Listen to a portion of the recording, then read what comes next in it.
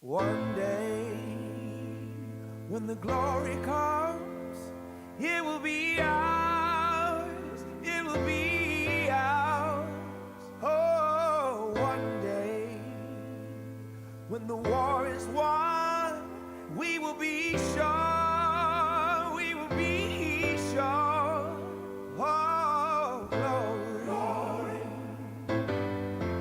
glory, oh, glory, glory. Hands to the heavens, no man, no weapon formed against, yes, glory is destined. Everyday women and men become legends. Sins that go against our skin become blessings. The movement is a rhythm to us. Freedom is like religion to us. Justice is juxtaposition in us.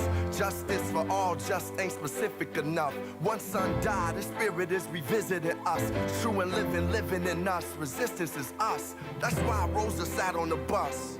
That's why we walk through Ferguson with our hands up.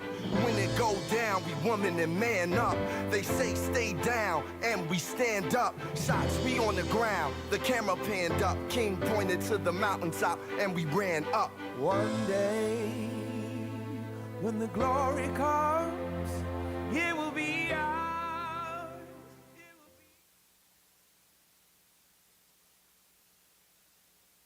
Hello and welcome to the McAllister Auditorium. Please take a moment to locate your nearest emergency exit.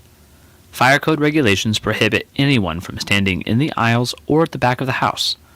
All photography must be taken from your seat. Additionally, there is no food or drink allowed in the auditorium, but water is permissible. At this time, we ask that you silence your cell phones. Thank you. Señoras y señores, bienvenidos al McAllister Auditorium. Por favor, en caso de emergencia, encuentre la salida más cercana y salgan de manera ordenada. Solicitamos que apaguen sus teléfonos celulares y les recordamos que se prohíbe cualquier forma de grabación de audio o video. También no está permitido beber ni comer en este auditorio. Muchas gracias.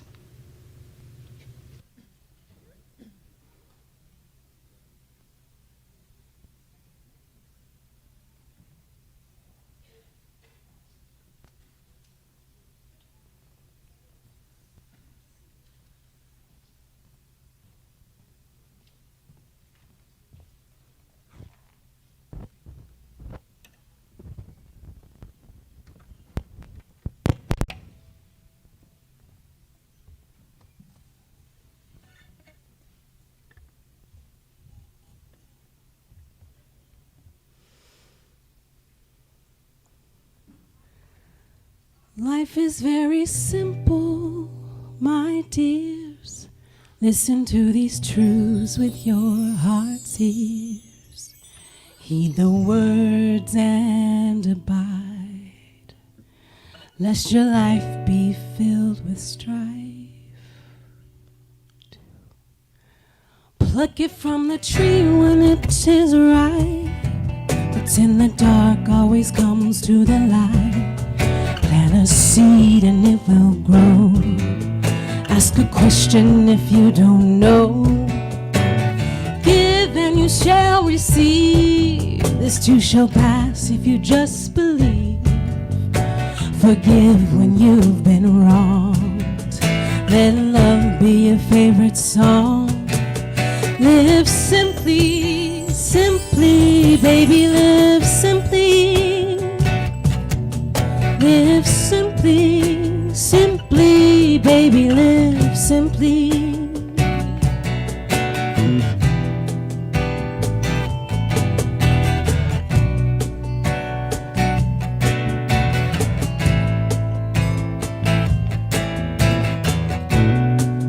Yeah, help the brother who is in need. Tell your sister she's a queen. Cloak your minds with wisdom, sons. Know the battle has been won. Being dead to no one but you. Chase your dreams till they come true. Seek first the kingdom, child. So peace and be reconciled.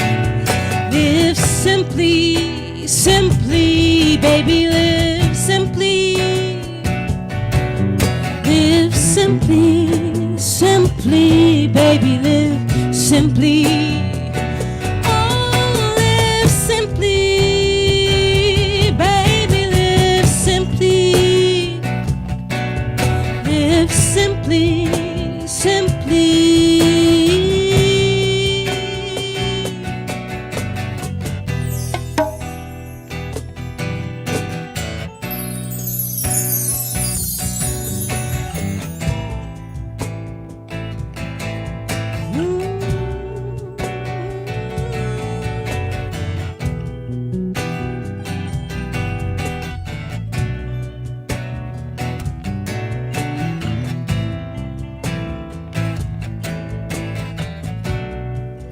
Yeah, be a steward of this earth.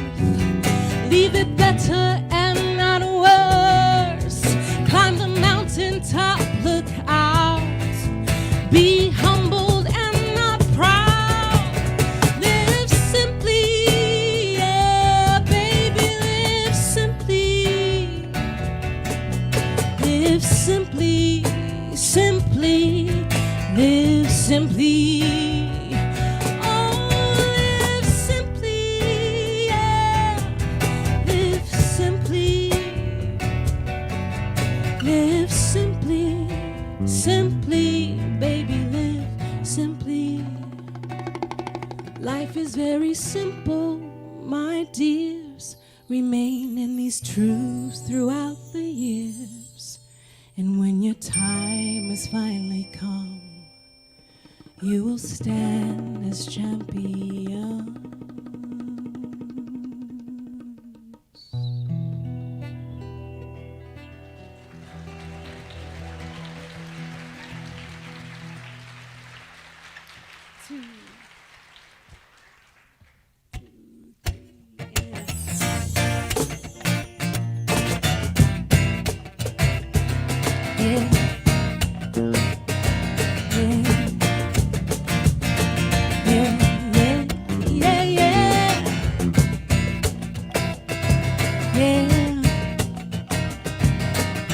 Here we go. Oh, back when I had a little, I thought that I needed a lot. A little was overrated, but a lot was a little too complicated. See, zero didn't satisfy me, a million didn't make me happy. But that's when I learned the lesson, that it's all about your perception. Hey, are you a popper or a superstar? So you act, so you feel, so you are. It ain't about the size of the car, it's about the size of the faith in your heart. There's hope, it doesn't cost a thing to smile. You don't have to pay to laugh. You better thank God for that, yeah, yeah. There's hope, it doesn't cost a thing to smile. You don't have to pay to laugh. You better thank God for that, yeah. Oh, off in the back country of Brazil, I met a young brother that made me feel I could accomplish anything. You see, just like me, he wanted to sing. He had no windows and no doors. He lived a simple life and was extremely poor. On top of all of that, he had no eyesight, but that didn't keep him from seeing the light. He said, what's it like in the USA? And all I did was complain. He said, living here is paradise. He told me paradise is in your mind. You know that there's hope. It doesn't cost a thing to smile. You don't have to pay to laugh. You better thank God for that, yeah. Oh, there's hope. It doesn't cost a thing to smile. You don't have to pay to laugh. You better thank God for that, yeah. There's hope. Every time I turn on the TV, somebody's acting crazy. If you let it, it'll drive you crazy. But I'm taking back my power today. Gas prices, they just keep on rising. The government, they keep on lying. We gotta keep on surviving. You believe in our truth and do the best we can do. There's hope. It doesn't cost a thing to smile. You don't have to pay to laugh. You better thank God for that. Yeah, there's hope. It doesn't cost a thing to smile. You don't have to pay to laugh. You better thank God for that. Yeah. Ooh, yeah. Ooh, yeah. Oh. Stand up for your rights. Keep shining your light and show the world your smile. Oh, and stand up for your rights. Keep shining your light and show the world your smile. Oh, there's hope. It doesn't cost a thing to smile. You don't have to pay to laugh. You better thank God for that. Yeah, there's hope. It doesn't cost a thing to smile. You don't have to pay to laugh. You better thank God for that. Oh, there's hope. It doesn't cost a thing to smile. You don't have to pay to laugh. You better thank God for that.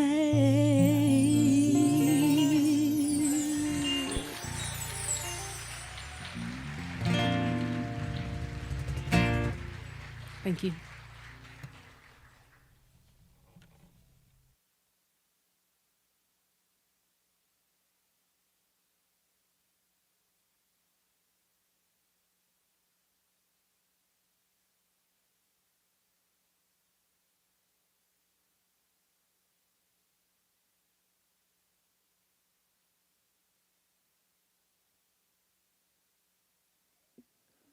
It is so good to be in community with each of you today. What a phenomenal performance by Carla Sutterfield and her band Carbon Lily for that performance. Let's give another round of applause for them, please. Absolutely. The band includes Nina Rodriguez, Joey Blackman, and Gonzalo Mateluna. Not only is Carla Sutterfield the frontman for Carbon Lily, she is a songwriter as well.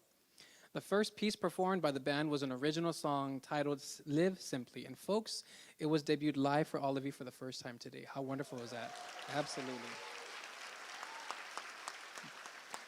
It is Carla's hope that this song becomes a collective prayer on how to heal by learning how to live more simply. Well, good afternoon and buen dia, everybody. It is so good to be in community with each of you. What a monumental occasion for us to gather today. We come together as faculty, staff, students, community members, and civic leaders as a demonstration of and a commitment to building a greater, more unified Yanaguana San Antonio through a celebration of solidarity, healing, and community impact. My name is Dr. Eric Castillo, and I serve as the Associate Vice Chancellor for Arts, Culture, and Community Impact here at the Alamo Community Colleges District. Oh, thank you. Our event today is part of a larger national movement to usher in and cultivate conversations and actions that jettison the false hierarchy of human value, that deepen our understanding of our interconnected humanity, and help build a more earnest commitment to justice in all forms for all people. Our participation in the National Day of Collecting Healing is supported by the Truth Community Healing and Transformation Initiative, which supports our organization-wide efforts to create positive and sustainable institutional and social change. You know, language is never neutral. Our words have great power, and we have a responsibility to leverage the truth in its clearest form as a practice of compassion that leads towards our collective liberation. This afternoon's event, Solidarity, Collective Healing, and Community Impact with the Nikki Giovanni, centers and turns our gaze towards the crucial elements of justice and liberatory work that often are neglected. In a world that compels us to act in haste, let us collectively take in a deep breath, hold space for each other, and allow ourselves and each other some time to ruminate on the wisdom that will come to us shortly through our speakers and performers. We are being invited into a conversation that is a long time coming. So I encourage you to listen with an open mind and an open heart. I want to thank each of you, in person and virtually, for choosing to participate in our National Day of Collective Healing. We are building community and making the road towards liberation together. I want to offer gratitude to the Truth, Community Healing, and Transformation Working Group for their thought leadership and strategic work, to San Antonio College for hosting this event, and everyone who helped make this event a success. To get this event started, I would like to invite to the stage Linda Jimenez, Tribal Council member of the Tapilam Coahuiltecan Nation, who will offer the blessing of our 4 directions for our event today.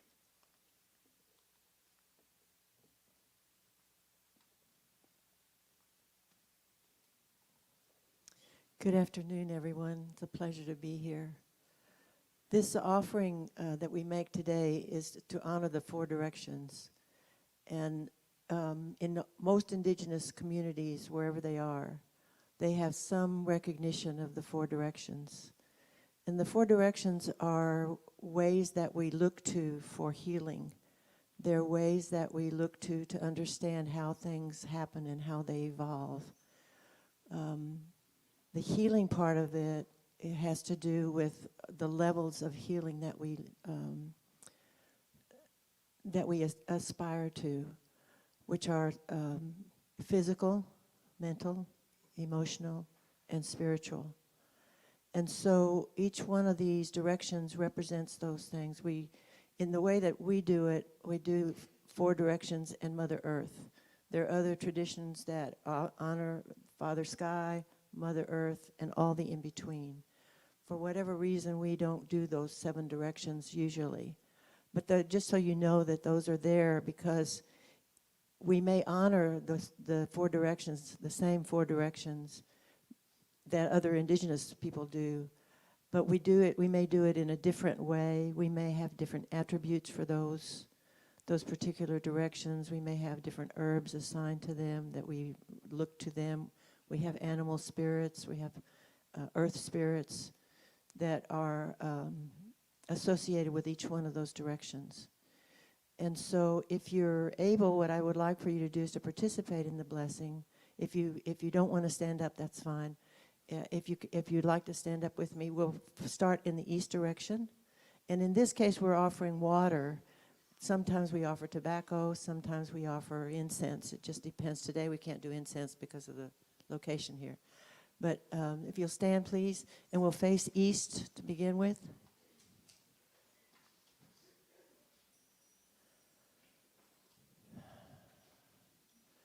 And so we start with the east direction. We offer this water to the east direction, the place of a new day, of new life, of long life, of starting over and beginning again, of the eagle and the cedar and the wind. We acknowledge your gifts and ask that you be with us today. Then we turn to the south direction.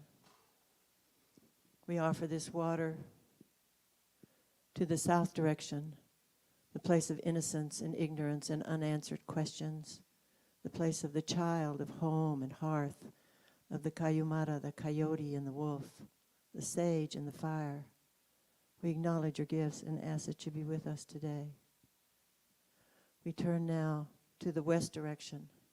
We offer this water to the west direction, the place where spirit goes, the place of letting go, of closure and forgiveness, of wisdom and understanding and knowledge, of the bear, the sweetgrass, the water panther, and the water.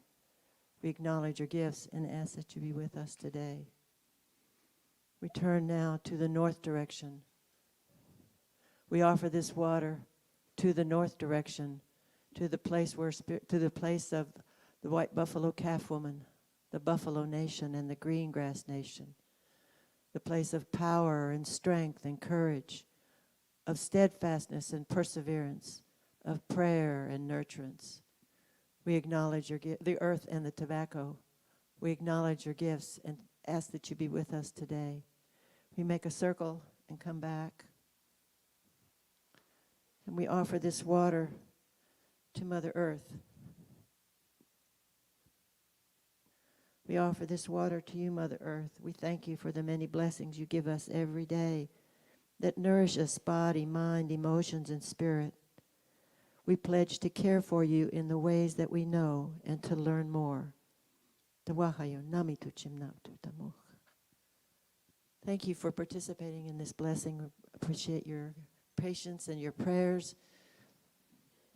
Hope that this blessing leads you to all kinds of healings in this today, in this presentation, and in this program. Thank you.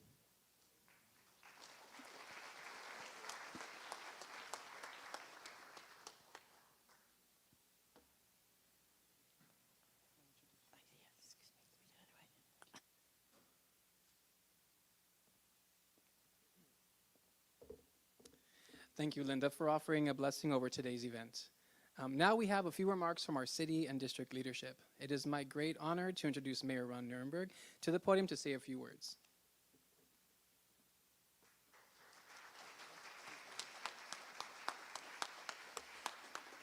Good afternoon. Thank you for joining us today at the Alamo College 3rd annual celebration of the National Day of Healing, albeit a week late because of last week's weather. But already, this has become a key Dream Week event, and I'm pleased that we've gathered to highlight the importance of collective healing, even if it is a bit late. The focus on collective healing is a perfect fit for a summit that honors Dr. Martin Luther King Jr. and his life's work. Our shared past has resulted in collective trauma in many ways, and Dr. King advocated a shared healing that led to a more equal future. These conversations today, discussions about how we are doing, how we got here, and how we can do better, are important for us all. And I'm confident that the opportunity to hear the powerful words of civil rights poet Nikki Giovanni was worth the wait. She's an important American voice who has advocated for racial and gender equality and offered deep insights into our own culture. The theme for this year's Dream Week is the Compassion Drive, and compassion is a key ingredient for our collective healing, as well as coping with our collective trauma in a productive, nurturing manner. Last year, we unveiled Compassionate USA through a partnership with the City of San Antonio, the Alamo Community College District, and the Peace Center. Compassionate USA offers a 6-part curriculum available online for free to anyone who wants it. You can find it at compassionateusa.com. The program's goal is to help people develop foundational skill sets, a shared vocabulary, and a common practice for all people, to ultimately decrease violence and trauma and increase collective healing. So I hope you'll consider taking a look at spreading the word about Compassionate USA if you aren't already familiar with it. Again, thank you for being here, and thanks to all involved for making this event happen. God bless you all.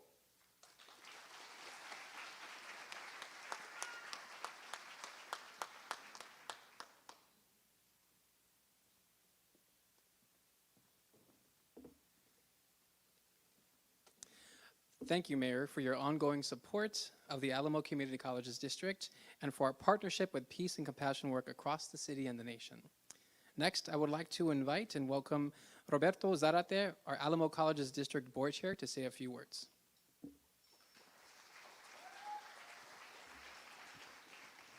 Wow, these lights are real bright. Good morning, everyone. I don't see any of the board members. Ms. Ray, are you here? There she is. One of my duties when I speak at these events is to make sure that we recognize our board members. And the reason is they're an incredible team.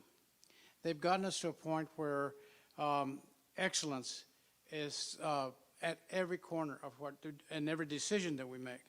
I want to tell you that I'm so impressed that we're having this particular event. Our mayor is fantastic, don't you think? And I believe our board is just as fantastic. Let's give them a round of applause. I'm retired, so I've renamed every day on our calendar, not Monday, Tuesday, Wednesday, or whatever we normally do, but every day is Fantastic Day.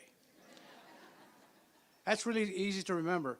Now, that makes it hard for me when I try to schedule things with the district, but nonetheless, every day is a fantastic day. And this day is incredibly fantastic because our board and our college system has developed something that is the envy of anyone in Texas or at the national level. First of all, we have advisors, and those advisors are to intervene at any point to help students make their way through our system and to achieve success. I think that's vital. And most people have advisors, but not at the level that we have. Most college systems have one advisor to 1,200 students. This year, we've moved to 1 to 300 and also added a virtual component. So the students are supported, and that's an important thing.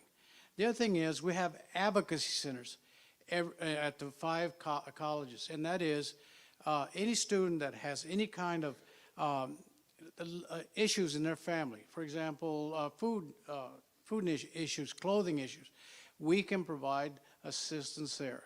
So as we look at today, in terms of healing, you also have to look at what are we doing in terms of a system, and what are we doing in terms of individuals to make sure that others in our community are taken care of. One of the things that I'm very proud of, 2 things, excuse me. The first thing is the mayor talked about the compassion performance or initiative that he's got underway. This board passed a resolution to support the mayor, and I don't think anybody else has in this community, and that's important to me. The other thing is we declared Cesar Chavez, a Cesar Chavez holiday to understand the impact that wonderful person had on our community. So there are things happening in our system that I think will help move us toward being more compassionate, making sure that that we don't take for granted that we are a community, that we need to rely on each other and to make sure that we all work toward everybody's success, not just our own. Thank you.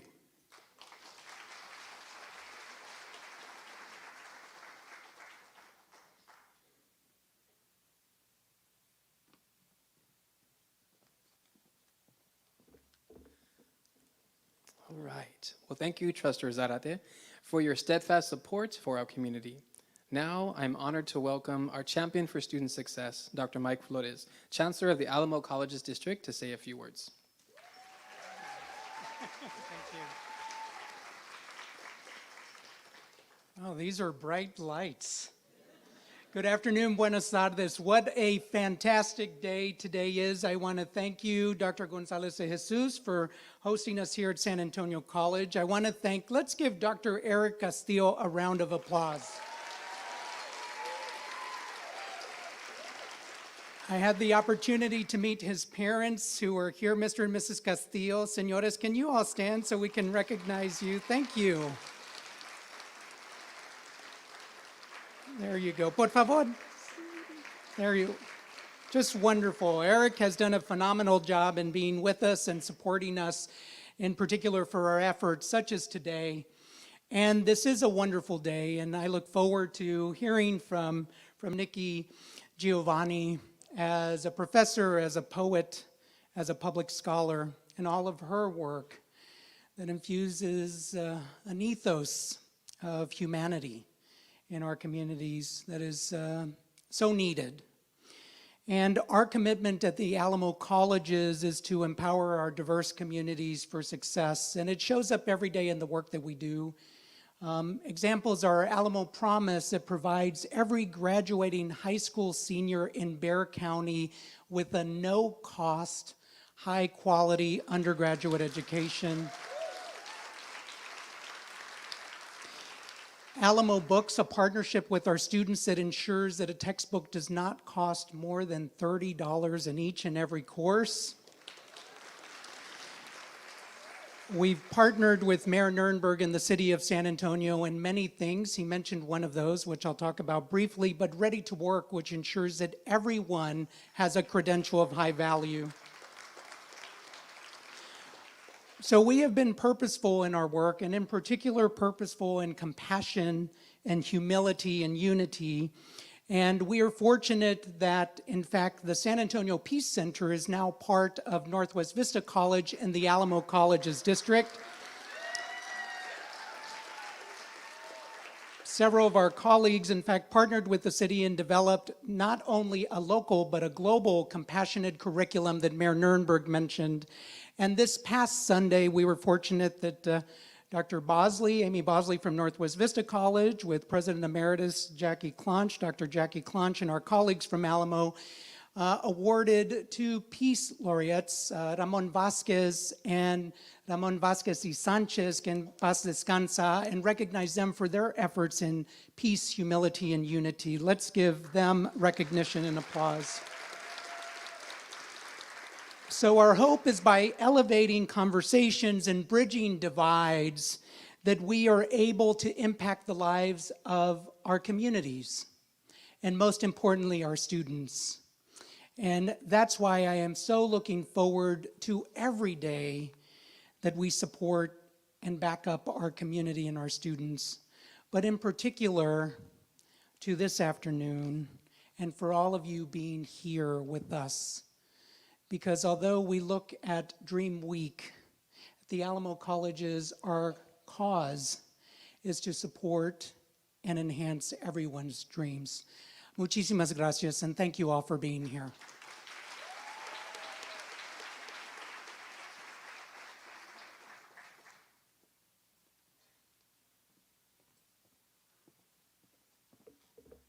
All right, folks. So thank you, Chancellor Flores, for your ongoing support and commitment to our Truth, Community Healing, and Transformation Initiative, and to our local community.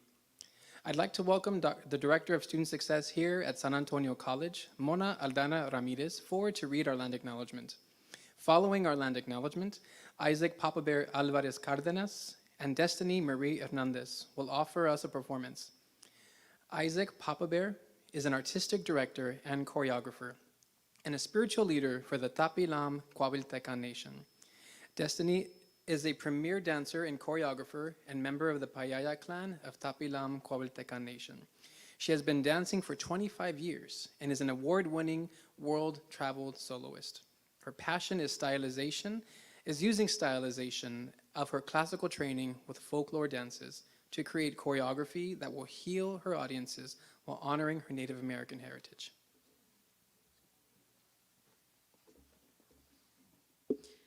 We acknowledge this place known as San Antonio, Texas region as the ancestral homeland of the Payaya people. We acknowledge the San Antonio River as Yanaguana, spirit waters in Pajalate, as the source of life for the city and commit to protecting her, all her tributaries and connected waters, and this land called Texas.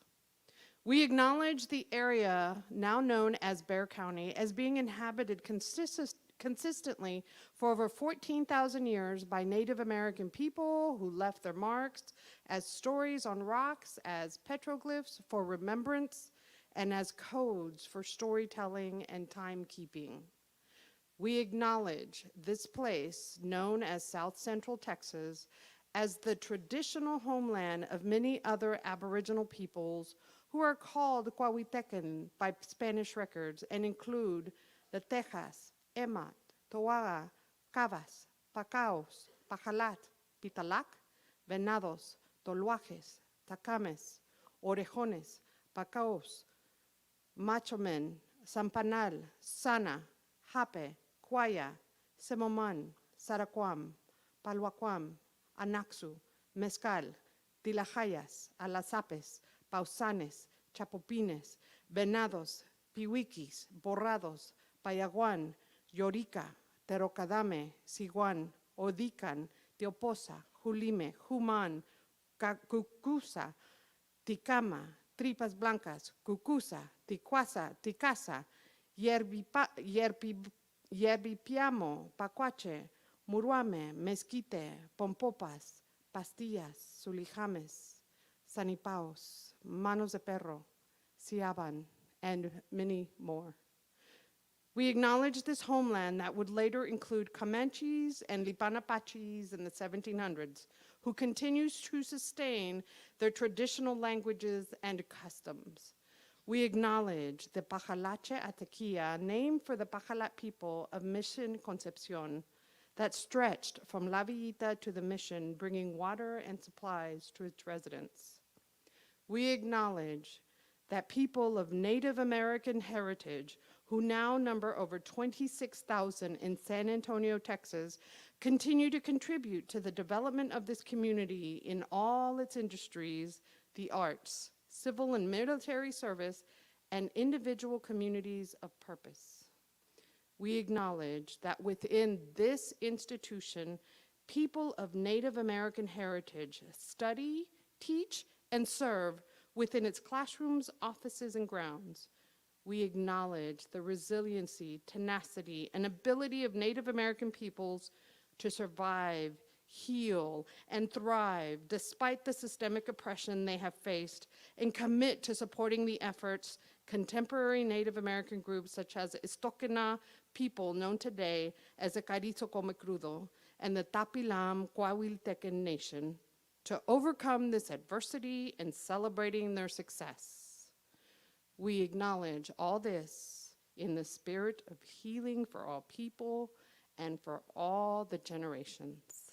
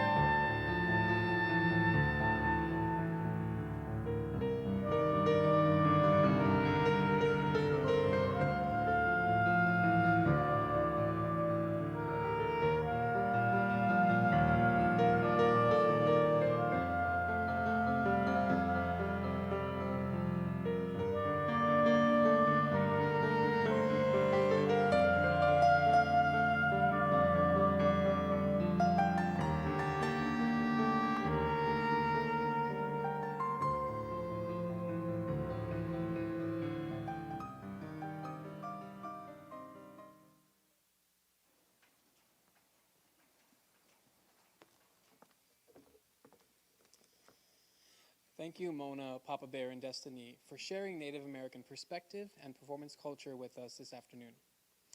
For our final performance this afternoon, I'd like to welcome back a very familiar face or faces to the Alamo Community Colleges District. Andrea Vocab Sanderson is a San Antonio native and the 5th Poet Laureate Emeritus, serving from 2022 through 2023. Her awards include the Impact Award in 2023, the Arts and Letters Award in 2020, and the Best Local Poet 2023 and 2021 by the San Antonio Current. Danielle Campbell-Steens is a classically trained ballerina who began dancing at the age of 4 in Kansas City.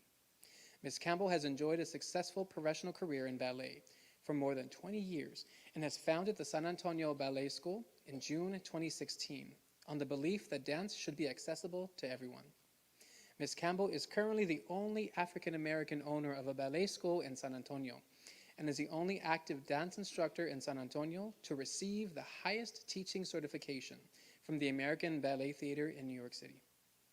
And Robert Cockfield III is a native of Peoria, Illinois, but calls San Antonio home.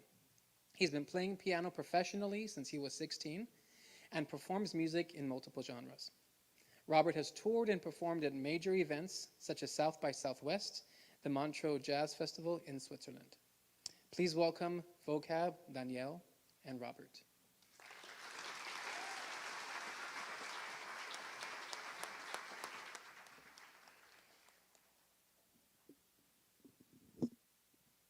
Greetings, everyone. So the piece I'm doing today is entitled Collective Healing, and we wore the color blue because it represents trust and loyalty, which is extremely important if you're trying to come together to heal.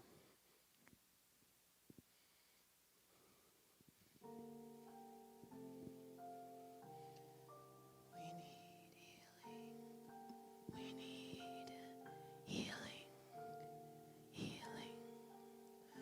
We come wearing and bearing these scars, tongue touching the space, licking our wounds where the divide severed our soul from one another.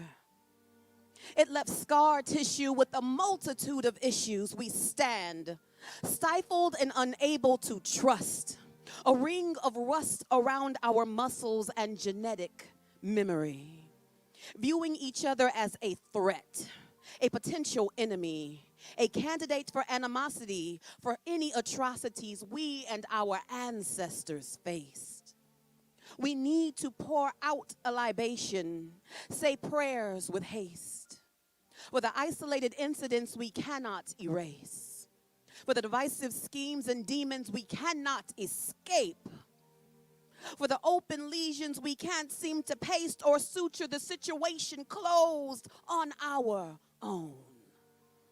We posture our emotionally weeping bones beneath a throne of self-pity, reeling in agony, when more than anything we need healing. We need God's healing. One wound at a time, desperately desiring an open mind to pinpoint the block and restart the halted clock, where time has stood still from the traumatic occurrences of offense. Our emotions were frozen ever since that moment, or that moment, or that moment. Our senses were inclined to tally up records of defense and coping mechanisms. Sick and tired of the schisms, blocking our wisdom with this posture and disposition, there is an uncharted rhythm to a path of wellness. How can I listen to your grievances when I am so offended and overwhelmed by the sheer volume of my own pain? How can I comb through the muck and mites of life's circumstance and give you a chance to place an ointment of understanding on the sullied situation? Our hearts are begging for a way out of this labyrinth. Our passage seems to be hindered by a mythological minotaur of the mindset, and we need a new Theseus of thought process. We cannot keep hitting this thicket of hedges headlong. Embracing change is a heroic act, Even our very sanity is under attack. We seek a redemption song to salve us. God, save us. It's time to start speaking and strategically thinking our way up out. Wipe this residue of conquest from our skin and walk our way through this into healing, into patience, long suffering, understanding, and compassion encompassing our skin. We can renew our spirit within, apply clean bandages, a tourniquet, permitting the safe passage of kindness, communicating our concerns clearly, upholding healthy boundaries, granting grace and mercy by the measure of which we want to receive it. One wound at a time, we can collectively heal it, gather sympathy and understanding as we reach one another. Can you feel it? Can you feel it? There is a way. May God reveal and present a future not fixated on a past of brokenness. Let's focus on the real sacrifice it takes to walk in forgiveness, to seek a space we know compassion means to overcome together. Forever in accountability as a true community, one wound at a time, we will heal together.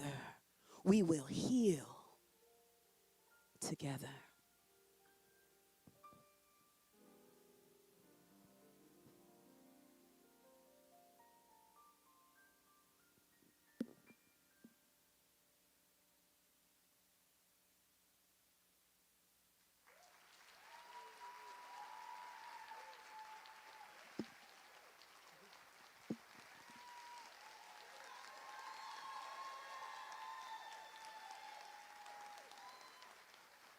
Robert Cockfield on keys.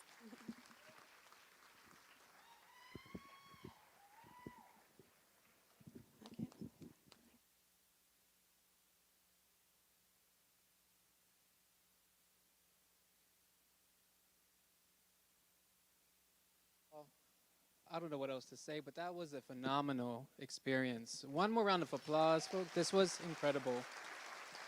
Vocab, Danielle, Robert, thank you so much for blessing us today. Now, I'd like to introduce our final speaker before we get things started. Dr. Nadine Gonzalez de Jesus, San Antonio College President, who will offer greetings and then introduce the moderated conversation. Please welcome Dr. Nadine.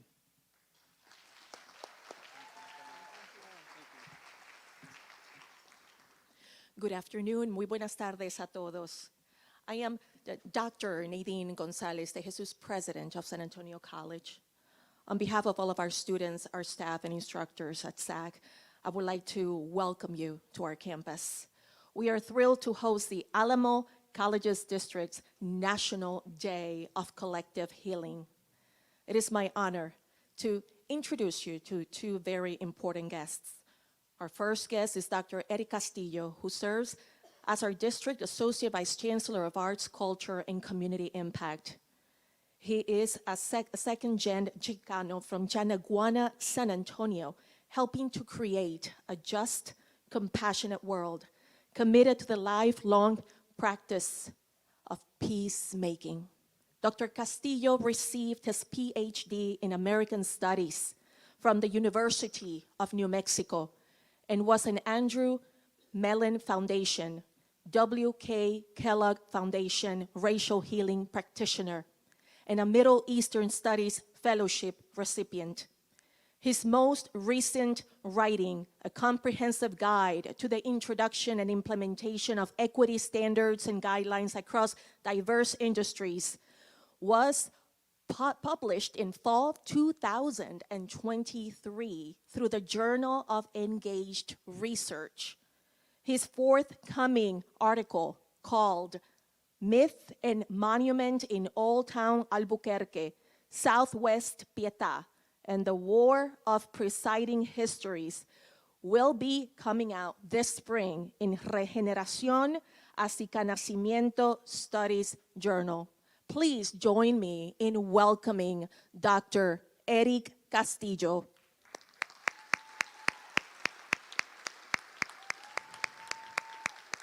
And I am also pleased and honored to introduce you to one of our country's most beloved women of the arts, and letters, Nikki Giovanni.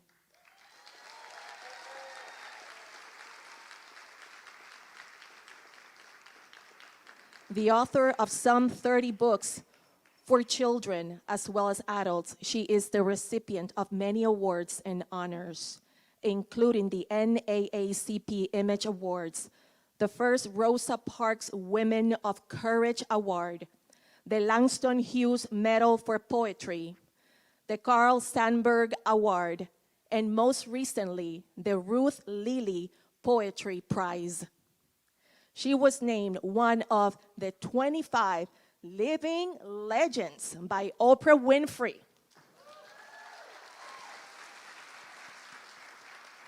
And she has more than 31 honorary doctorates by universities from across our nation. Please join me in welcoming to our stage Ms. Nikki Giovanni.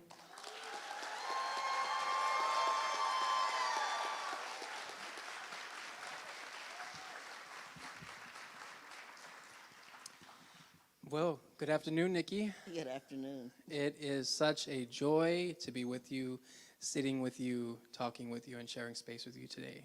Thank you.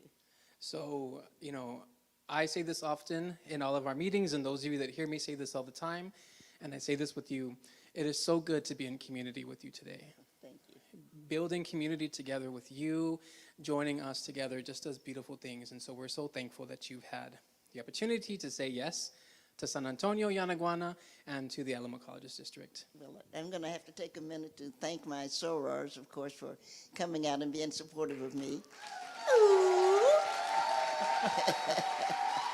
Yeah. And I must say, I really hope that the country can steal your mayor. He's one of the best. He's one of the best. And it'd be lovely to have him as your governor, but we could use him as a president too. It's very nice. He's a very forward-looking man. You're very fortunate to have him. We are blessed, and in addition to the mayor, we're also blessed to have the First Lady of San Antonio, Erica Prosper Nuremberg, as well. So thank you so much for being here today. Yeah. So as you saw and heard, Nikki, the Alamo Community Colleges District and our city are really excited that you're here today.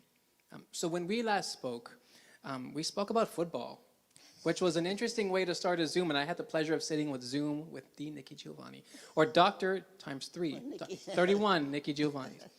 So that's impressive, 31 doctorates. That's beautiful. That's very nice. Yeah, that's powerful, right? So we spoke about football. For folks who don't know, Nikki Giovanni's a football fan. Can you tell us, like, what's up with that? We're all up to something, but I like football, and of course I just retired, but I taught for 35 years at Virginia Tech, and we have a pretty good football team, and then we went down, and now we've come back up. You guys, Houston, you have some pretty good football in Texas. Dallas Cowboys, I think that's what she meant to say. Yeah, I was cheering, the other day. I'm cheering for the 49ers because they... Is it because the color red? Is that what this is? It's because San Francisco has the best restaurants. Okay. Well, I have to say, I'm a second-generation Dallas Cowboys fan, and so, all right. Appreciate that, okay. I was going to have to call security on some people in case we got some booze in the audience today. So maybe next year's our year for the Dallas Cowboys, who knows? Okay. I hear that. You guys are pretty good, too. So, we have students, faculty, staff, administrators, and our beloved community with us, who all came together to sit with you, to nestle into the words you're going to share with us today. And we're proud of this event, as our Chancellor mentioned today, because it's an opportunity in which we all come together. All 5 colleges, all of our locations, our presidents who are with us this afternoon as well. And we hold space for each other with the community, and we get to honor and celebrate beautiful traditions, performances, and words from all across Yanaguana, San Antonio. And so it's my hope, Nikki, that through this event and through our conversations today, that we have an opportunity through poetry and storytelling to change the narrative about how we see people who are different from us, and how we create opportunities to share, connect, and to be in deeper community with each other, in spite of, but also because of our differences. And I really believe your poetry teaches us that. Thank you very much. I think that one, I'm simply enchanted with outer space, and I was very fortunate. A group named RADA, R-A-D-A, invited me to do a documentary about my work. And it's really not my film; it's really their film, but it's about me. And the one thing that, of course, I would like very much to see is, as we go forward, that we shed our negative, I guess there's only going to be a term I can use, negative definitions, because we call ourselves men and women. And it's not only illogical, a lot of people don't like it anymore. I'm very fond of the transgender youngsters. And I think that it's important. Thank you, yeah. You ought to be able to decide who you are and what you want to be called. I mean, that's not hard, you know. And I of course, we're all tired of black and white. And, well, that's old. And everybody, you know, we're here in Texas, you know, it's embarrassing that people had actually put up razor wire that they didn't want, that America didn't want immigrants. It's a nation of immigrants. How do you think everybody got here in the first place? And so coming together at the community, and I want to thank you. I had well, I actually had a flu. I was about to say a cold, but it wasn't a cold. It was a flu, and the weather, and then I had a family problem. And you get everything together, so I appreciate the changes that you made to make it possible for me to be here with you today. But I think it's time that we got prepared, I guess is going to be the term, that we became prepared to accept other life forms. And in accepting other life forms, we have to change who we think we are. And I think that's incredibly important. I'm really very happy. Whatever religion you have that makes you happy, I'm happy for you. I'm happy for you if you want to have a baby. I'm happy for you if you don't. It's none of my business.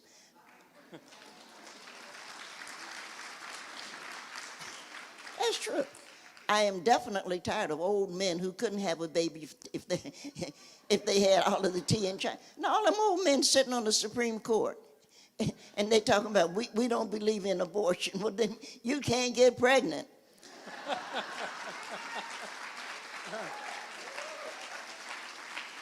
No, you have to stop that. And we know, I'll be gone, I'm 80 years old, but we know that Brett Kavanaugh, we know that one of his girlfriends had an abortion. You know that. He's a Yalie. You know damn well it is. And you know that at some point somebody's going to come up. Not in time for people like me to enjoy it, but you know it's going to come up. And I think it's time that we stop that hypocrisy. I'm really so tired of it. You ought to have your own life. You ought to have at least one other language. And I am embarrassed as an American. I'm a Tennessean, and I only really know one language, if this which I speak is a language. But I also know that we as Americans should be speaking at least one other language. And when I was teaching, I asked my students one time, I said, who knows Chinese? And everybody's just looking at me. I said, who eats Chinese food? All of their hands raised. I said, how can you eat food and you don't even know what the language? You don't know what you're eating. No, we have to learn one other language. Now, we are here, of course, where some level of Hispanic, of Latin American, we know that you know that. And then that puts you one step ahead of the rest of us who most of the time don't know what you're saying to us. So now, that's true. If you have a credit card, you call in to say, why was my bill declined? So they say, first thing they say is, press 1 for English, press 2 for Spanish. So we know that Spanish is important, and we ought to start teaching that from kindergarten. People, we should. we've been fighting wars all over the world. We fought the longest war that America fought. We fought with Vietnamese, and nobody knew the language. So we didn't ever know if they were saying, hey, we quit. We had no idea what they were saying. I do know that they make the best soup in the world. No, the Vietnamese do make the best soup, and I'm black. And black women cook better than anybody, but we do. Well, I hope you're a fan of menudo and pozole as well, because I gotta say that my abuelita taught me well how to make some pozole. Oh. You know, but I love the language that you spoke about at the beginning, talking about outer space. You know, and the connection you've asked to think about things beyond the scope of our understanding and beyond the scope of our sight. And that language oftentimes can restrict and constrict us. And even right now you're teaching us. But I want to ask you, because as I think about your poetry and your writings, it's for me, you know, and for not just for me, but for a lot of us who are familiar with your poetry and your writing, you know, we know that there's such beauty and honesty in the work. So where do your words flow from? And what is your poetry an outpour of? Where does this stuff come from? Well, of course, I'm from a people who were denied the right to read and write. And that's my ancestors, our ancestors, for those of us who are black Americans, we were not allowed to read and write, which meant that we had to find another way to tell a story. And in order to do that, we told it through song, so that we could tell our children, this is who we are, and this is where we came from, and this is what we know. And now, which I really love because I'm a foodie, now there have been so many books to come out. One by my dear friend Kwame Alexander, Why Fathers Cry at Night. But there's another book, Kitchen Ghost, by Miss Wilkerson, that people are remembering the recipes that their grandmothers, because most of us cooked with our grandmother, and the recipes that our grandmothers, and that passed down the story of who we are. But of course, again, every time I'm in Texas, and I'm not picking on Texas, but there are so many other cultures here. And one of the ways that we are keeping our cultures not only alive, our various cultures, but as you just said, as I mentioned that the Vietnamese cook, and they do pho, and I'm mispronouncing it, but it's P-H-O, and they cook the best soup, and you said no, somebody, right? Well, I added to that. As a close second, or maybe a first, is menudo pozole. But in order for us to get along with, to learn each other, what I'm saying is we learn to cook together. Yeah. We who are from Venezuela, from Brazil, from Argentina, from wherever, and we who are coming from, getting away from Mississippi, who migrated over here. We all brought something, and we realized we could pick up something. We saw, and this is bad language because I don't know all of the communities, but the tribes that we came into when we came here. And they would say, well, this you can eat, but that you can't. And so all of that came together. So food has brought us together. And we know song has brought us together because we all are singing essentially the same song. We are all, black Americans have done so much for, well, not so much, black Americans created music that America does. And we kept building on it and building on it and building on it. Yeah, that's our music. Yeah. And we did that because we had no other way of telling our story, right? And that's what's, I think, so important, is that everybody has to be proud of the little things that we've done.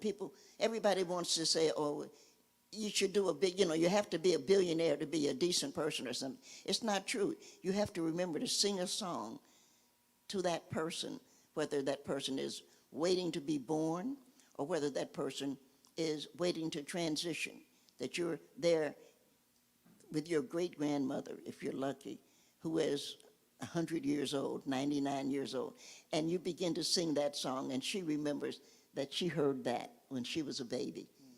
That's a part of how we pass it along, and that's so important.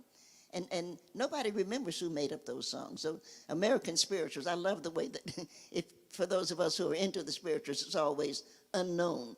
And anytime you see unknown, it means black people did it and white people couldn't steal it. That's the truth. But it's so important, those little things that we do. I love quilts. I love the way that you kept. I wear a tie. You were laughing at me. You said, I wonder if Loving she's it. going to wear a tie. Yeah. But, you have a tie and you have your grandfather's, I do, have a piece of a quilt that had my grandfather's tie in. And you think, oh, that's how I remember Grandpapa. And I would remember him, but that he had a tie. And then I thought, well, I should wear a tie. Just in honor of Grandpapa. And you all don't know him, and you have no reason to have any, you don't know him. But you know somebody that means to you what he meant to me. And that's the story that you write. Because you don't write a story so that you can be rich or famous. You don't write a story because you can sell it to the movies. You write a story because you want that next person to know this is who I loved. And that's important. Wow. That's important. That was beautiful. And the storytelling, the storied histories that we have, the food, and it reminds me of an initiative we have here, which is our community healing circles. And so if we have any of our practitioners in the room, would you please raise your hand for those of you that are in the space today? You can see these are our wonderful people who have volunteered, who are part of our healing work activities across the organization.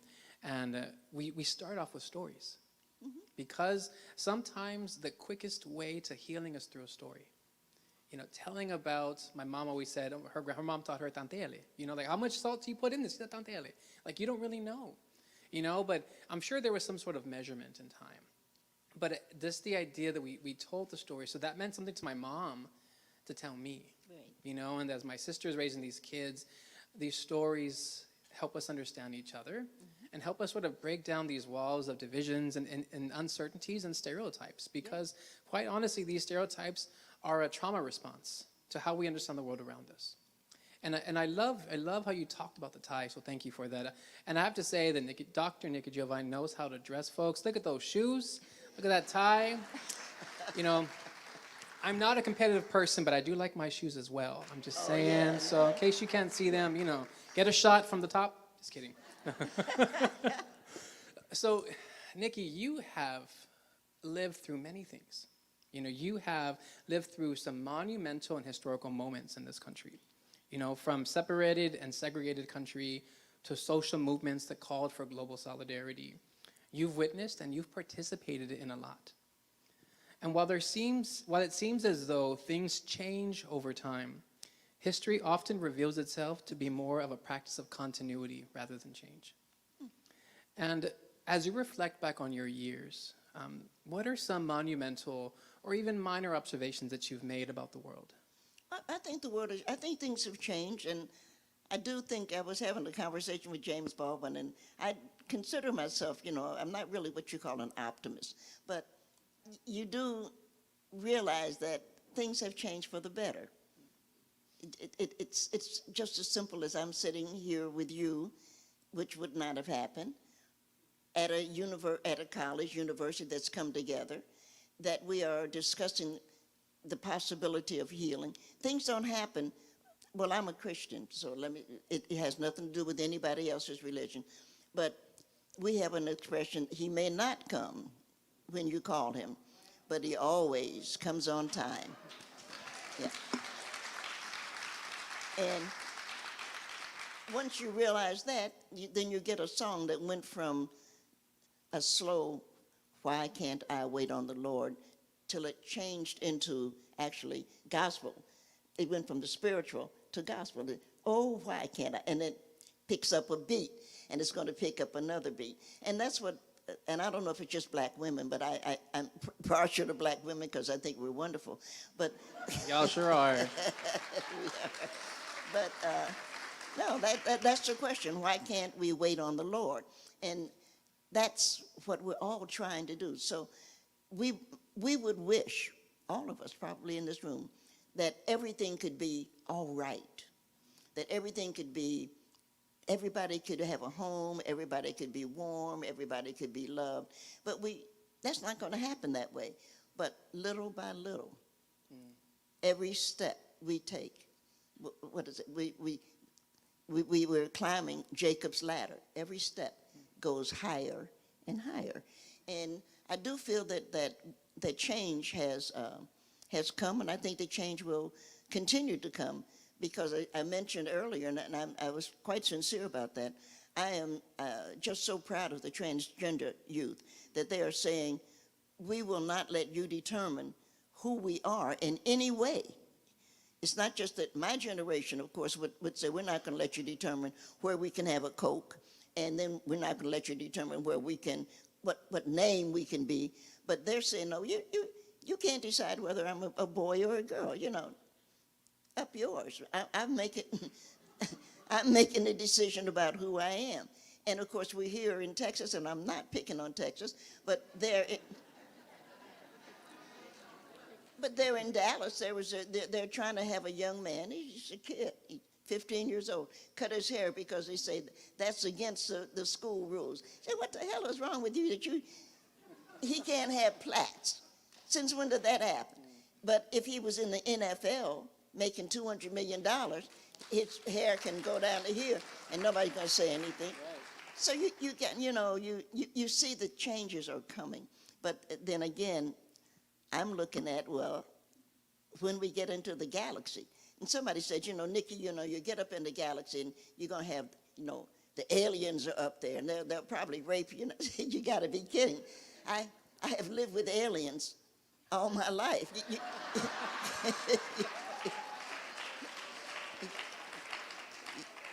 If Donald Trump and them not an alien, what is? So I'm excited to go into space and to see who I can meet. And being a black woman, and the black women know this. I don't know if brown women do it, so I'm not excluding them, but I know black women do. Because the first thing you see when you see anybody is, are you hungry, baby? Have you had something? Black women feed you all the time. And that's the first thing, so I'm prepared to go into space. I definitely want to take a beer, and I mentioned that. Okay. Because, if you're going to meet somebody, how do you, well, of course, you take tequila, you can do that too, but I'm a beer person, and I don't drink it, but, you take a beer, and you say, have a beer, come in and have it. That's what you do. You take food, and you offer it to the people that you're meeting, and you recognize that you're different. I'm not afraid of I don't even want to call it an alien, because there's nothing alien about another life form. It's just another life form. And we are all another life form to something. And that doesn't give us the right to kill it. No matter whether it's a Middle East or Russia, you don't give a right to kill something just because you want it. That's it's crazy. And what you're speaking about, is also about self-determination. The ability for a person to decide for themselves. Mm-hmm. And whatever our belief systems are, we can hold to those belief systems ourselves and create space for others to live in their light and in their truth as well. And so I appreciate that you remind us of that, because oftentimes if we may forget that. We live in systems and structures and societies that teach us that there is one way, a way, the way. And oftentimes we forget that folks may not align with a one or the way, but that we create space for folks to grow and flourish. Sure. And inviting them into conversation, which is what we're doing. It's not just us on stage right now. This is all of us in community and conversation. And so, you spoke about that. It's like, not telling me when I can drink a Coke. And it reminded me of something you shared with me when we were talking on Zoom. I'm going to keep bragging about that. We were talking on Zoom a couple weeks ago, because, folks, this was not my first time with her. And you said you were friends with Rosa Parks. Yes. Can you talk about someone who said, I'm going to sit right here, who was so self-determined in a place of exhaustion? What was it like to have her as a friend? And I wish I could ask her what it's like to have you as a friend. Well, Ms. Parks was a great human being. She was not, and I always resented everybody act like, oh, her feet were tired, and that's why. That had nothing to do with it. We have to go back to the death of Emmett Till, to which America was shocked. But we also know that Mrs. Parks, who lived next door to Mr. Nixon, who was the head of the NAACP, she was secretary of the NAACP. She had been working with that. And after she refused to give up her seat, which she was right to do, she paid the same dime that man who was standing there saying, I want that seat. I had my class, though, and it's something to think about, some of you youngsters. I had my class write, because I taught writing, I'm retired. I asked them, what was that man, that older white man standing there watching this black woman be arrested? He paid the same dime. What was he thinking? And what was on his mind? And what did he go home and say to his wife? What happened Sunday at church when all of his friends knew he was the one who wanted that seat? What was in his mind? Because we know what Mrs. Parks said. She wanted justice, and she was not giving up. She had been tired of giving. What she was tired of was giving up. But nobody ever said what was on his mind, and how did he deal with himself. And one of my favorite papers from my students had that white man go home and say, how come she's making the newspaper and not me?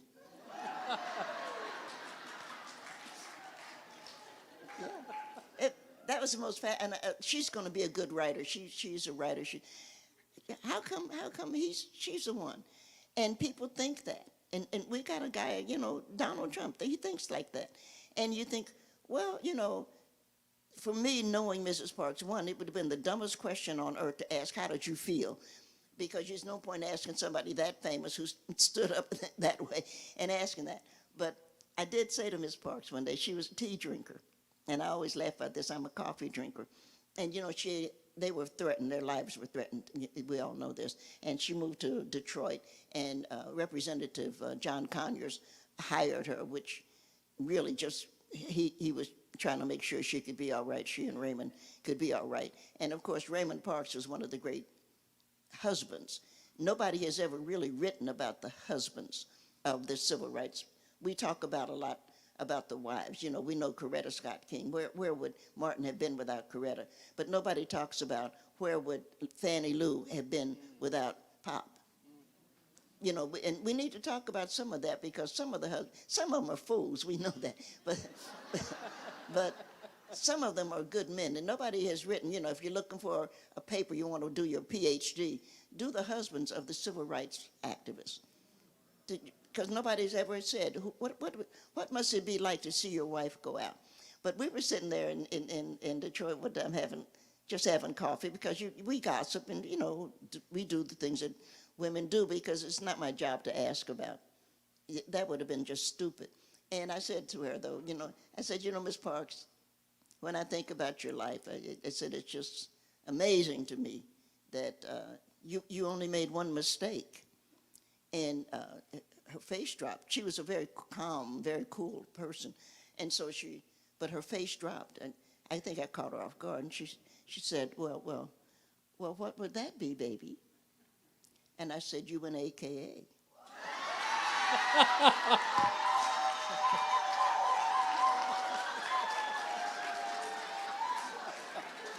I apologize, Dr. Loston.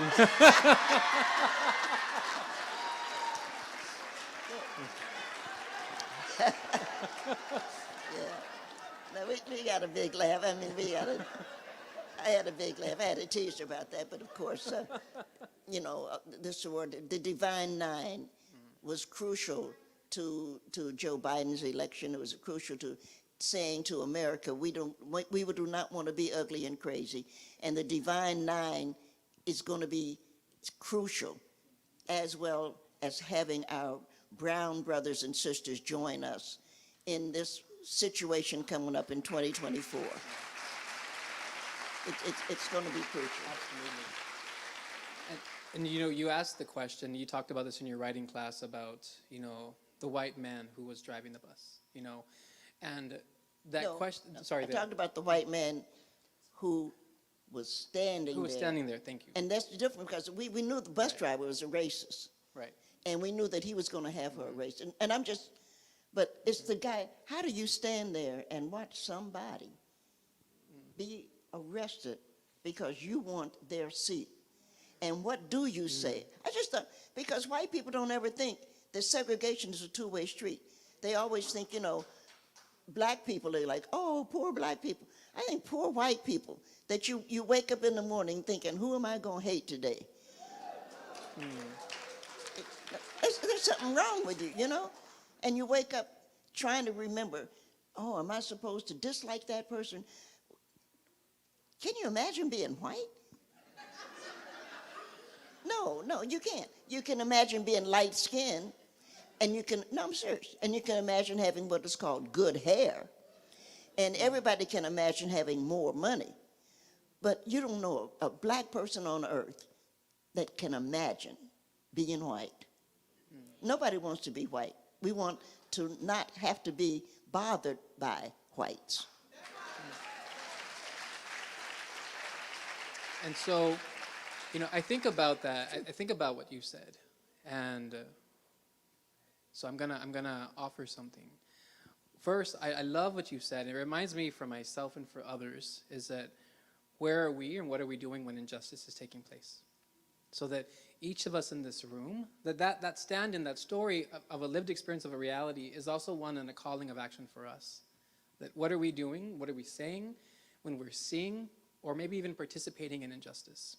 So a reminder for ourselves with the wisdom of this person right here is to act, is to speak, is to not just let these things happen because you may have the opportunity to go home and someone else may not.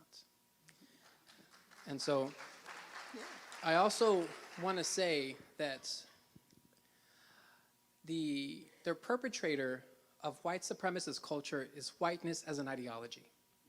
I want to be clear that this is not, and this is me, just my personal opinion is that we are thinking about whiteness as an ideology, not whiteness as people.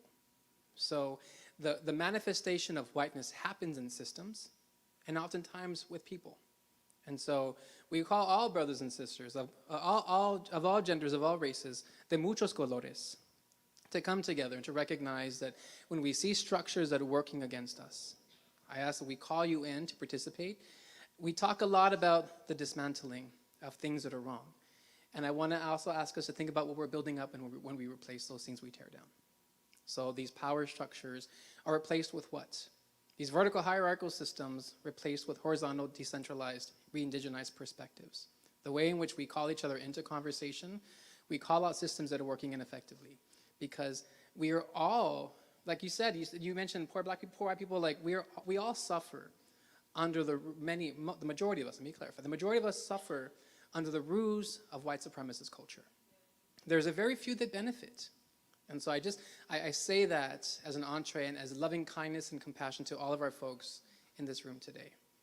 And so speaking of that collective healing experience, I wanted to lean into that title of our event today.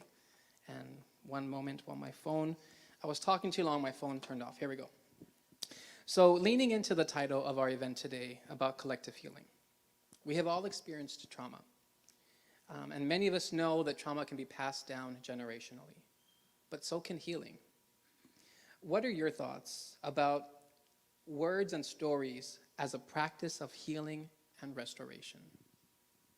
Well, obviously, and again, looking at, for example, the spirituals, and I think that that's so important, and I love them, and I think anybody who listens, I mean, the singers, all of them do, but you use this, and these are kind words. We can, for example, identify about 1,100 spirituals, songs that are passed down, but not one of them calls for revenge. It's an amazing thing. Not one of them. Wow. That these songs, these words, these stories are passed along, it is well with my So, yeah, that it was passed along that it's going to be all right. And so no matter what happens, we have this impression, and I say we, I'm speaking only for essentially the black community, but we have the impression that it will be all right. We will get through this. We will lean on the everlasting arms.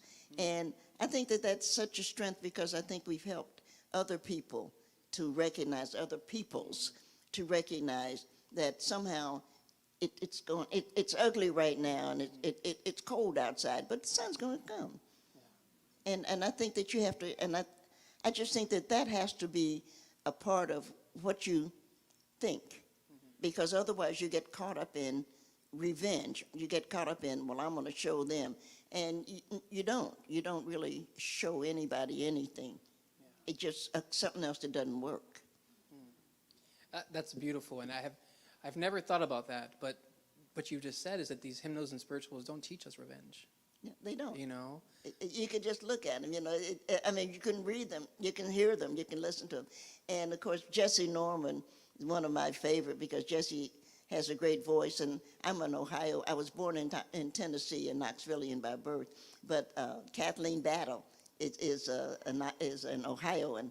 And, of course, Miss Battle has an incredible voice. And actually, Ohio has produced a lot of really interesting people. You know, Kathleen Battle, Toni Morrison is from Ohio. And, you know, we have that. But Miss Battle singing spirituals is one of the, I carry it around. I have an old, I'm not up to date, and I'm going to have to get up to date because I have an old iPod. Oh, I don't even have a flip phone. It's an iPad. But the thing is, and it got burned out, and I went to Verizon, and I said, you know, I need a new electron, you know, to charge it. And the guys looking at me like, ma'am, where did you get that? Before his birth. They didn't have it. Of course, they don't make them anymore, you know. And they said, no, you have to connect the telephone to this to do it. I don't want a smartphone. I want a phone that you say hello, and then you say goodbye. That's, you know, I feel the same way airplanes. And to me, airplanes do two things. They go up and they come down. They land. And that's all. I would like for them to land where I bought the ticket to. But if they don't, I would like for them to land on land. Yeah. That we can all, you know, I don't want much of life, so I'm not the right person to ask that kind of question. Well, but I love your response, though. You know, I love your response about restoration and healing through words and songs. And if I could ask, have these words and prose led you to a place of healing or restoration in your life? I don't know that I'm healed. I realized recently through another thing, I have quite a bit of anger. You know how you wake up and say, well, damn, I'm still mad about that. And so I don't know that I have a lot of I just don't let it control me. But no, I have a lot of bit of anger. You get tired of a lot of the shit. And there must be a better word, and the high schoolers here will excuse me, but that's what it is. And you realize, well, I'm still angry, but I'm not angry in general. I've learned to be angry in specific. So that really helps a lot, you know, so you're not just going around being angry for no damn reason, you know. But and I think we all probably, I don't want to put my life on anybody, but I think we all carry, if you're going to carry, let me put it another way, at least to me, and this is how I justify myself. If I'm going to love something, and I do, then I have a right to hate something, because there's always a balance. Everything is in a balance. So I don't let my anger control my gentleness. Ooh, that's good. You have to have a little bit of both. So I have a dog. She's really sweet. Her name is Cleopatra. And Cleo, she's a Yorkie. So for those of you who are dog people, you know that the Yorkies run the house, wherever they are. And when Cleo is upset with me, she goes and poos in front of my bedroom. And so I walk with my head down anyway, but and I look at her, okay. Now, there are times when she does it, and I know it's because she barked and I didn't pay attention to her. And I say to her, Cleo, I understand you barked and I didn't pay it. It's my fault. It's not your fault. And then there are other times I say, damn it, how many times you have? And then she knows the difference too, because she was like, oh, you're right about that. I didn't ask to go out. So speaking of languages, I do talk dog. Okay. Okay. Can we get a phrase in dog then? How Oh, do you just got one. Okay. Rough, okay. It's your tone. Okay, It's I the love it. tone. And she knows the difference because there's times that she does things. She'll bark. I'm on the phone. I'm doing a Zoom or I'm doing something, and I can't respond to her. She thinks I'm ignoring her, and so she lets me know, well, you can't do that, and that's her anger, and she has a right to be angry, and I have to clean up her poo, like the world had to change its. That's all we're trying to do is just, we want you to clean up your shit.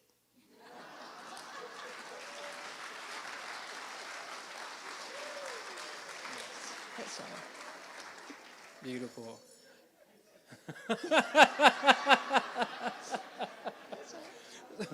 Wonderful. And so how do we shift back to collective healing, right? The absence of poo, I don't know.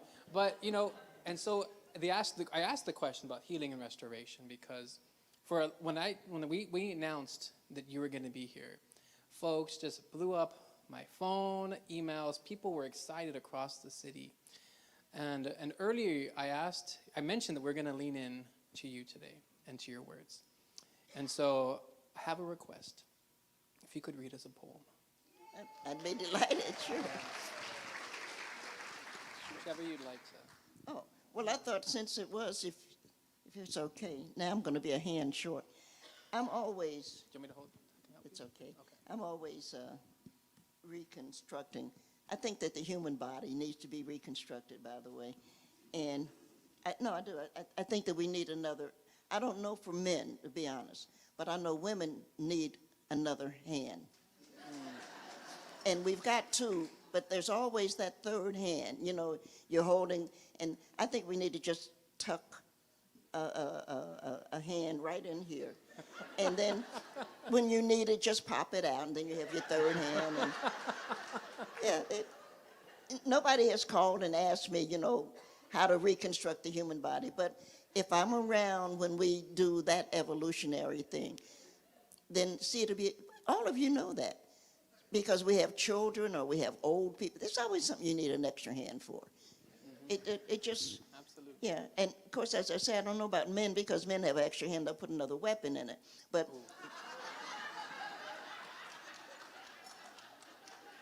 they will.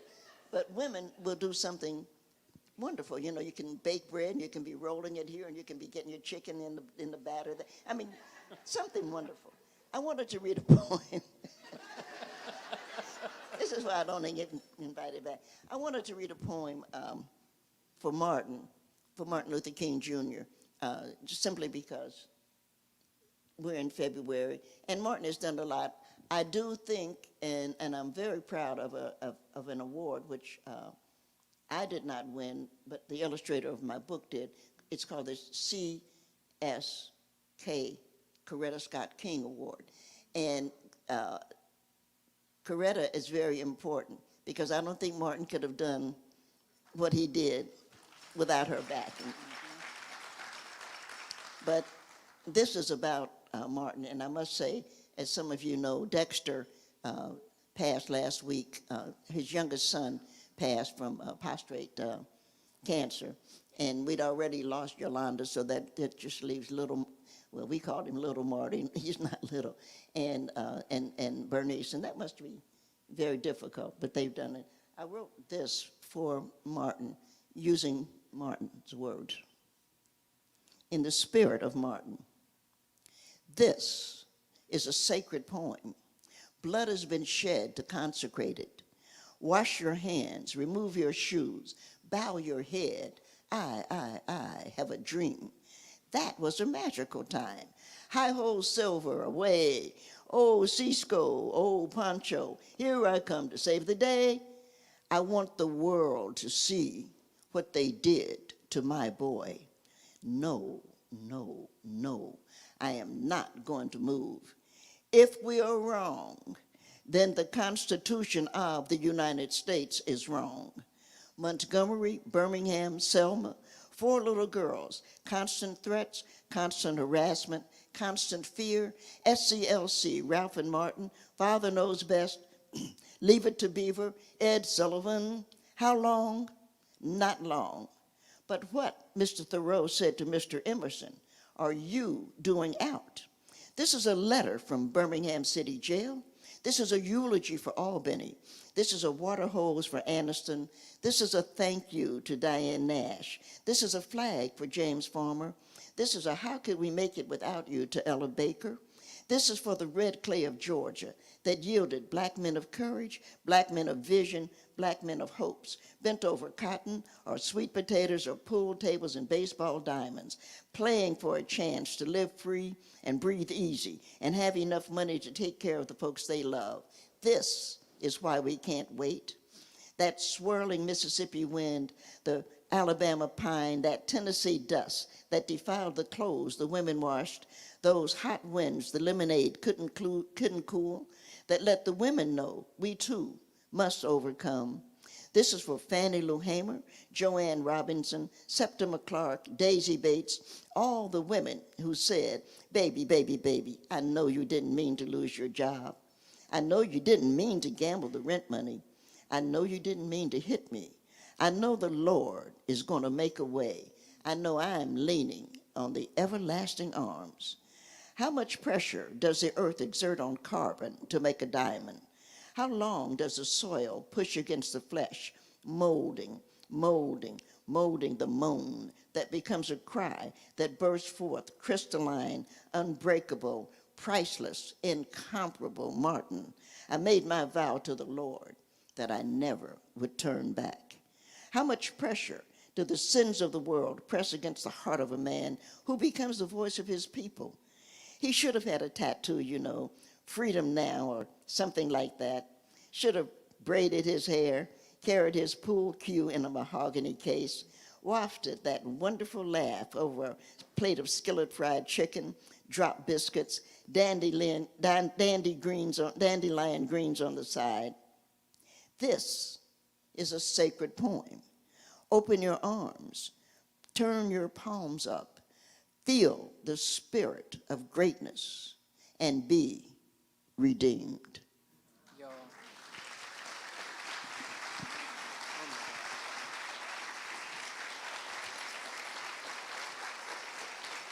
Absolutely.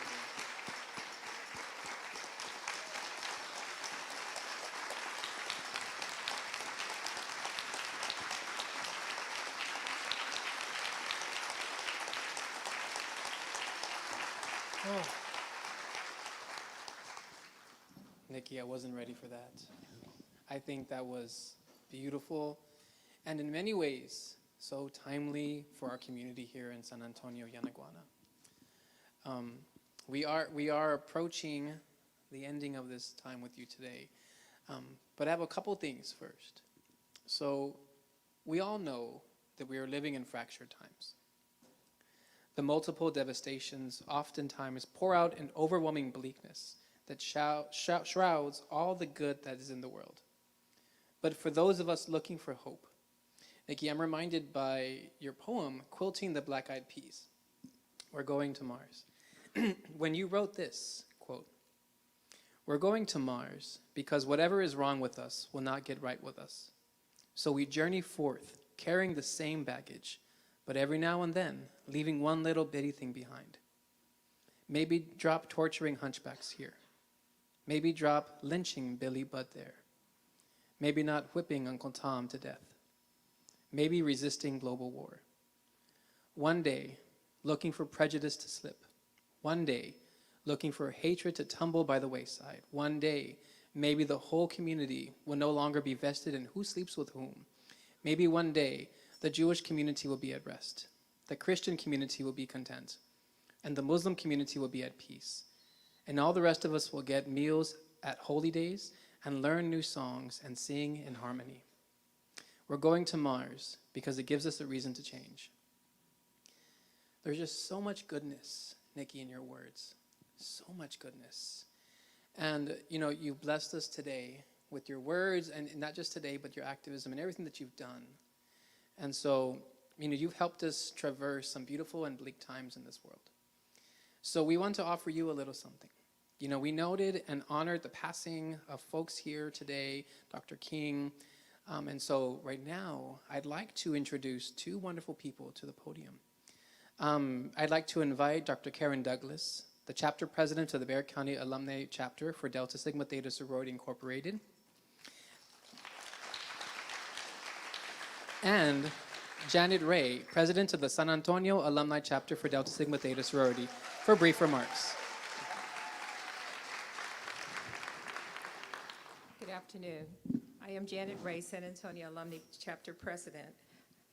Delta Sigma Theta Sorority Incorporated was founded on January 13, 1913 by 22 collegiate women at Howard University to promote academic excellence and provide assistance to those in need.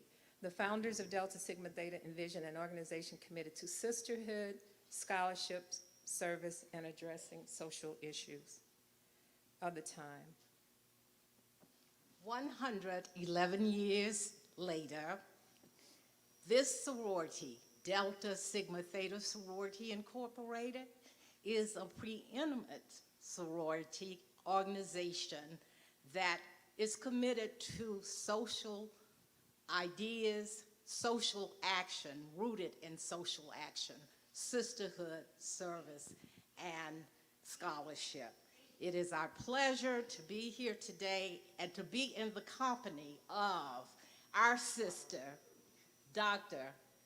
Nikki Giovanni. Would all the members of Delta Sigma Theta please stand at this time?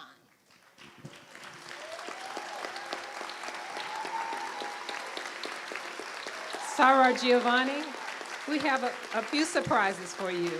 One, we would like to present you with a small token of our love. Thank you for your kind words of wisdom and your knowledge that you bring and have shared with generations.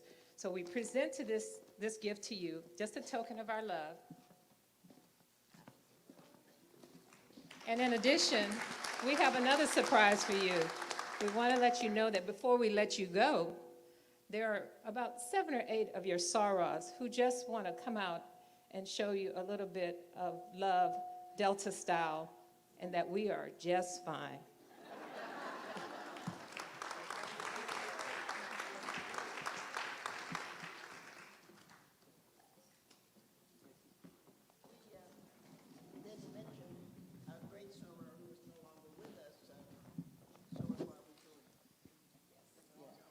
Houston. Yeah, thank you. Yeah. Sure. Barbara Jordan was great. I mentioned Soror Barbara Jordan from Houston, and our dear sorority, you all don't want to, but our dear sorority president, Jean Noble, used to wear white suits.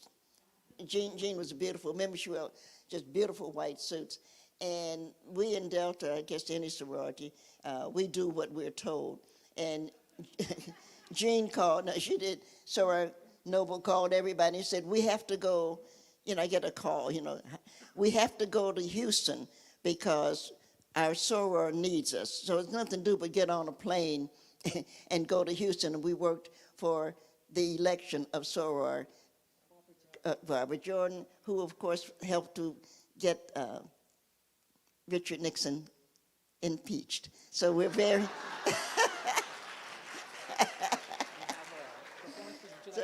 We're going to have some more guests come out here. Oh, I'm sorry. I didn't mean to take up yours. I just thought... We're about to have some folks. Oh. Cue the music.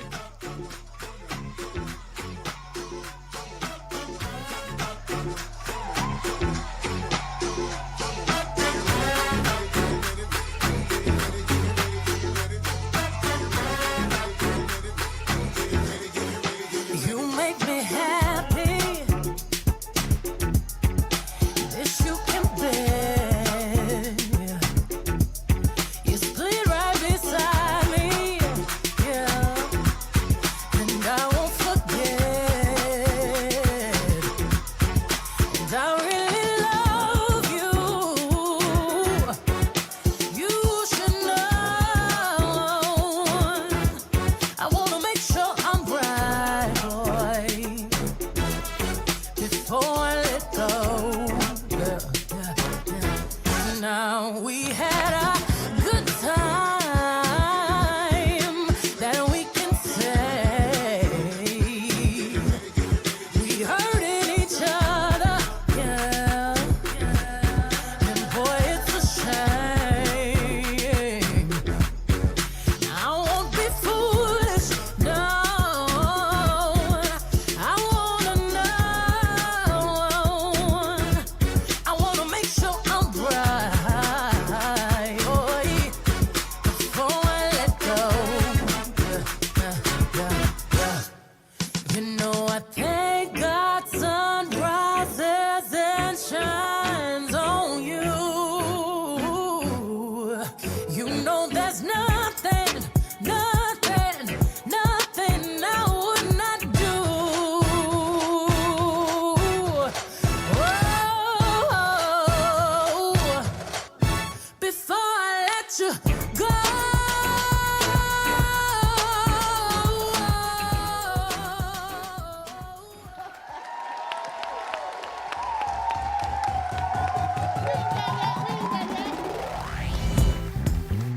You know I love music. And every time I hear something hot, it makes me want to move.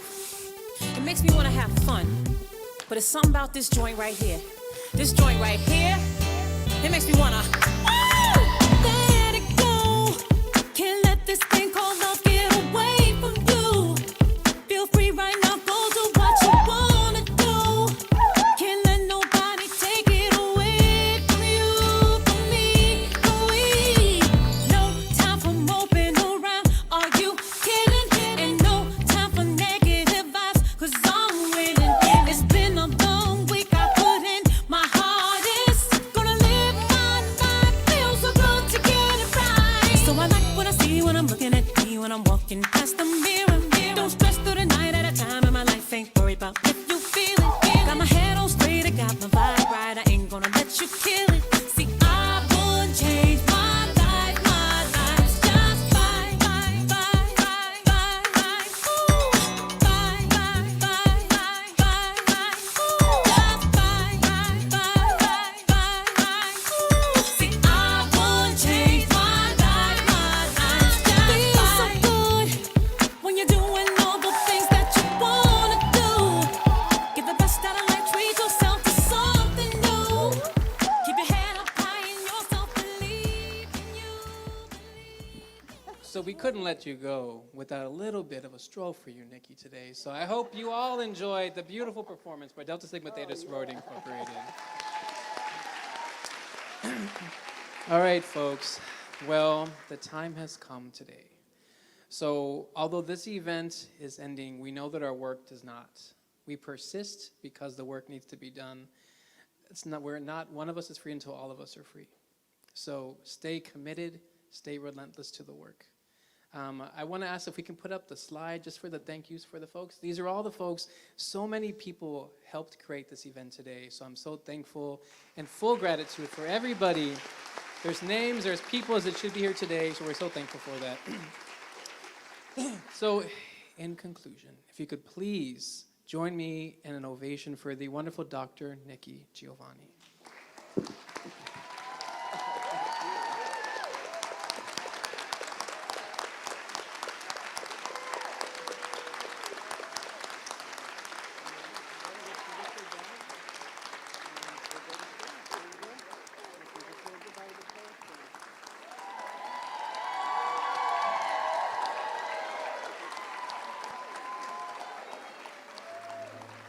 When the glory comes, it will be ours. It will be ours. Oh, one day when the war is won, we will be sure. We will be sure. Oh, glory, glory, glory. Oh, glory. Glory.